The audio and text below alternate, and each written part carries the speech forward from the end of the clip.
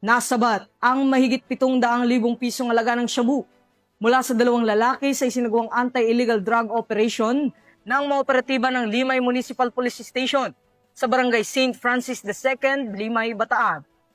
Nakatutok dyan si Patrolwoman Lixen Reyes Sawera.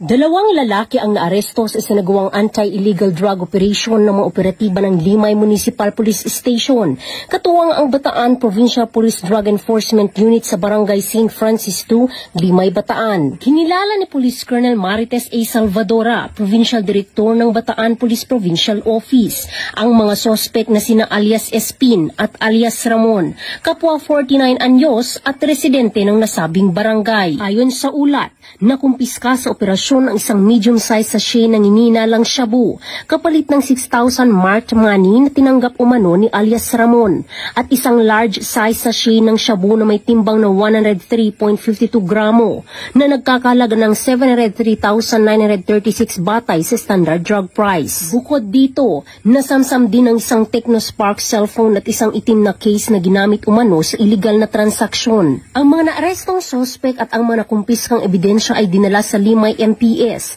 para sa wastong dokumentasyon at disposisyon at inihanda ang kasong paglabag sa Sections 5 at 11 Article 2 ng Republic Act 9165 o Comprehensive Dangerous Drugs Act of 2002. Patuloy ang pinaigting na kampanya ng Bataan PNP laban sa iligal na droga bilang patunay ng kanilang dedikasyon sa pagpapanatili ng kapayapaan at kaayusan sa lalawigan.